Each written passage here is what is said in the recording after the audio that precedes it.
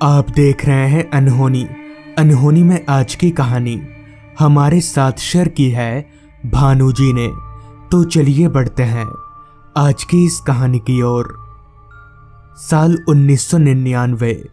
ये साल हमारे परिवार वालों के लिए इतनी बड़ी मुसीबत थी कि हम सारे परिवार वाले इस साल को शापित साल के नाम से पुकारते हैं, क्योंकि उस समय मेरे और मेरे परिवार वालों पर कई सारी मुसीबतें टूट पड़ी थीं। वो भी इस तरह की मुसीबतें जिसे किसी को भी बिताने पर वो विश्वास नहीं करता।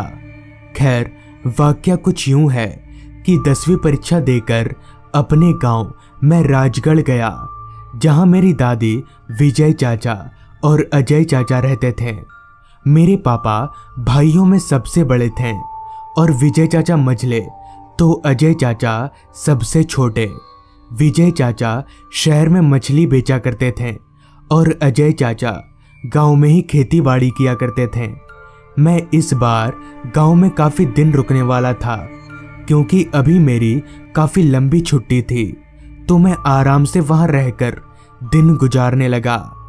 आगे जो घटना मैं आपको बताने जा रहा हूं, ये मेरे आंखों के सामने घटी थी, तो इसका मेरे जीवन पर क्या प्रभाव पड़ा उससे मैं अपने लफ्जों में बयान नहीं कर सकता।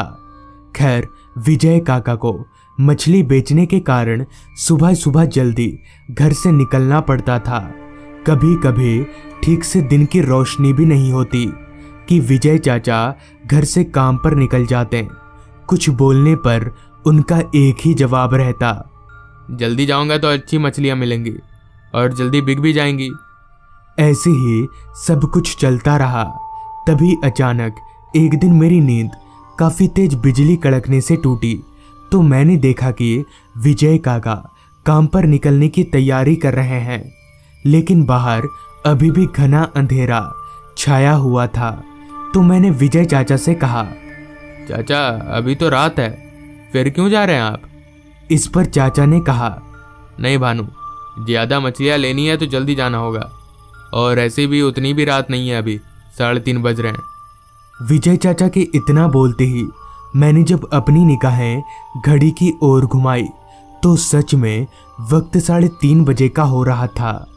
हमारे आपस में बातचीत की आवाज़ को सुनकर बगल के कमरे में सो रही दादी भी जाग गईं और वो चलकर हमारे कमरे में आई और विजय चाचा को इस तरह अभी तैयार होकर निकलता देख उन्होंने भी कई बार विजय चाचा को इस कड़कती बिजली में जाने से रोका, मगर विजय चाचा किसी की कुछ सुने बिना ही और साइकिल लेकर बाजार की ओर चलते बने।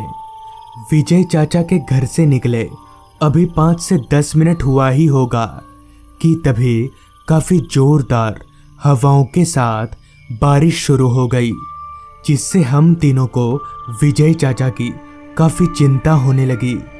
दादी की तो आंखों में मानो बार बार पानी आ जा रहा था। खैर, अब किया भी क्या जा सकता था। ऐसे ही लगभग आधा दिन पार हो गया, मगर विजय चाचा अभी तक घर वापस नहीं आए और ना ही सुबह से बरस रही बारिश रुकी।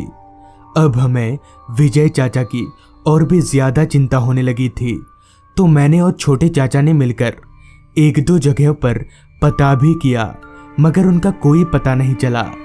मन में उल्टी सीधी ख्याल लेकर अभी हम घर में बैठे बैठे विजय चाचा का इंतज़ार कर ही रहे थे कि तभी ठीक रात के 8 बजे हमारे घर के दरवाजे पर दस्तक हुई।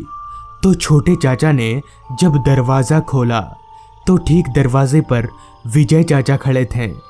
तो उन्हें देखकर हमें जितनी खुशी हुई उससे ज़्यादा हैरानी, क्योंकि विजय चाचा पूरी तरह से कीचड़ में लथपथ थे, मगर उनकी ये हालत हुई तो हुई कैसे? हमारी ये पूछने पर उन्होंने कोई जवाब नहीं दिया और न ही उन्होंने अपना साइकिल लाया था। विजय चाचा को देखकर मैंने एक बात पर ध्यान दिया कि उनकी आंखें पूरी तरह से लाल पड़ चुकी हैं। विजय चाचा किसी को भी कुछ ना बोलकर सीधे अपने कमरे में गए और सो गए। तब से हमें उनके स्वभाव में काफ़ी बदलाव नज़र आने लगा।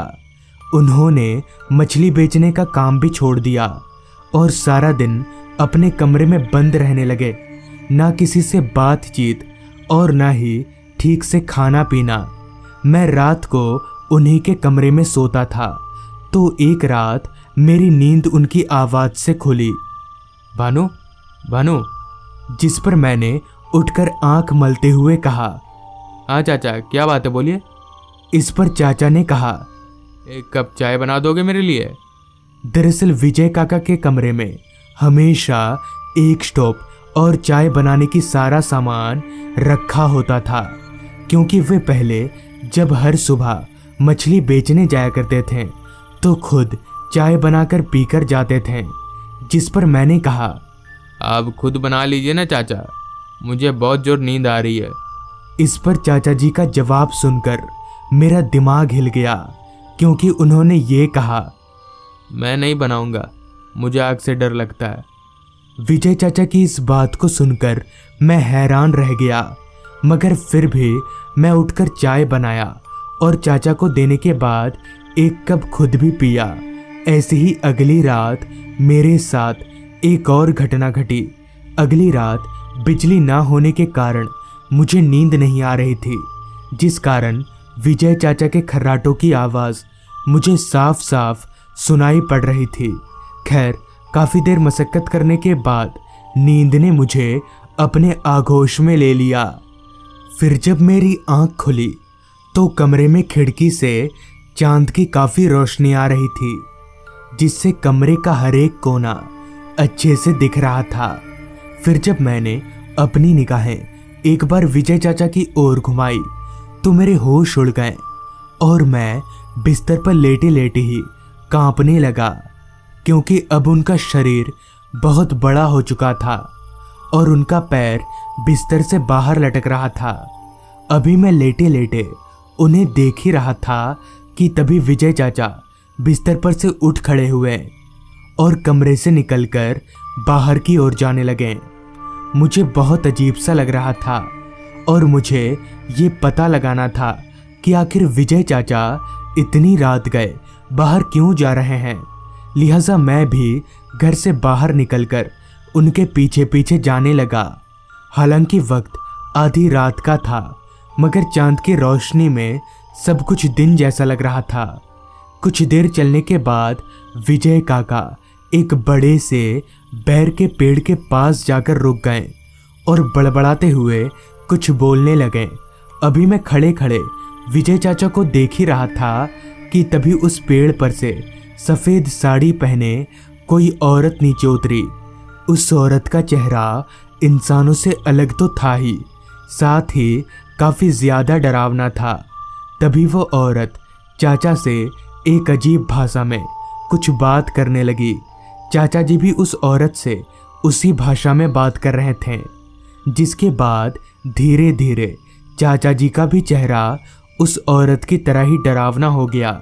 मुझे समझ नहीं आ रहा था कि आखिर ये सब हो क्या रहा है, मगर मैं इतना जानता था कि अगर मैं ज़्यादा देर तक यहाँ पर रुका तो मेरे लिए अच्छा नहीं होगा। इसलिए मैं बिना देरी किए भागकर घर आ गया।